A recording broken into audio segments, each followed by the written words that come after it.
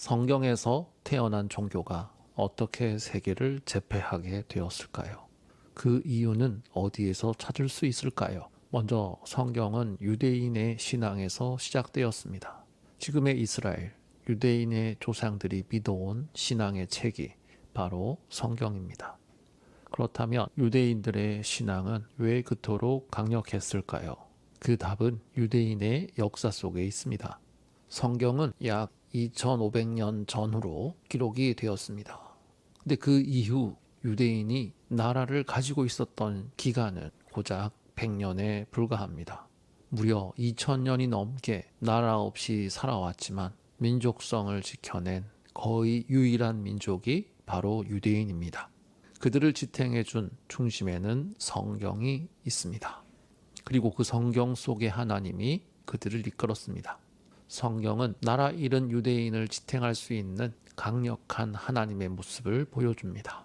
세상을 창조한 분, 죄악된 세상을 물로 심판한 분, 모세를 통해 100만이 넘는 백성을 이집트에서 이끌어내신 분, 하나님은 강하고 절대적인 분이셨습니다.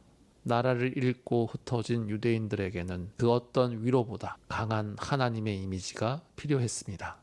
전쟁의 하나님, 배타적이고 절대적인 하나님은 그들의 정체성과 생존을 지켜주는 유일한 힘이었습니다.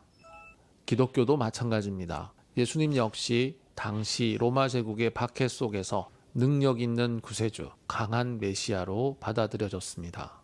기독교인들은 로마의 탄압을 이겨내고 결국 로마 제국의 국교로 자리 잡게 되지요.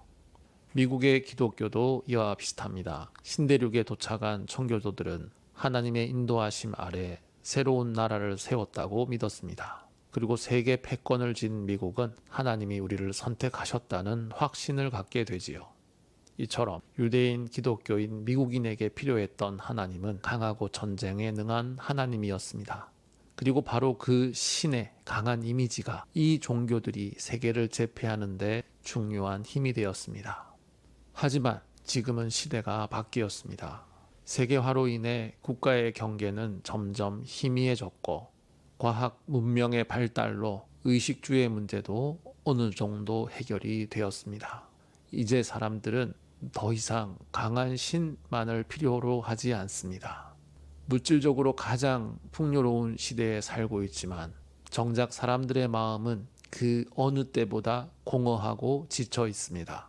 오늘날 이 시대에 필요한 하나님은 전쟁의 하나님이 아니라 사랑하시고 품어주시고 화해하시고 위로하시는 하나님입니다. 검소하게 살아가며 서로를 이해하고 나누는 삶을 바라시는 하나님, 더 중요한 가치를 붙들고 살아가기 원하시는 하나님입니다.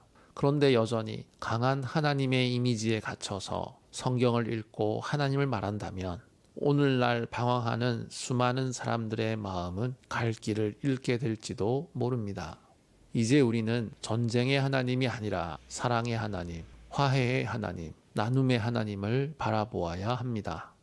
성경을 읽는 우리의 눈이 그러한 하나님의 모습을 향할 수 있도록 바뀌어야 할 때입니다.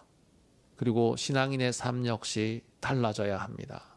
더 이상 진리의 칼을 높이 들고 옳고 그름을 가르는데 매몰되기보다 사랑의 화신이신 예수님의 삶을 본받아야 합니다. 용서하고 화해하고 이해하고 양보하며 고개 숙일 줄 아는 사람, 오직 사랑하는 일에 집중하는 사람이 되어야 합니다.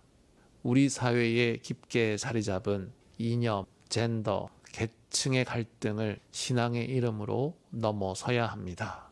그것이 지금 우리 시대의 신앙이 해야 할 역할입니다.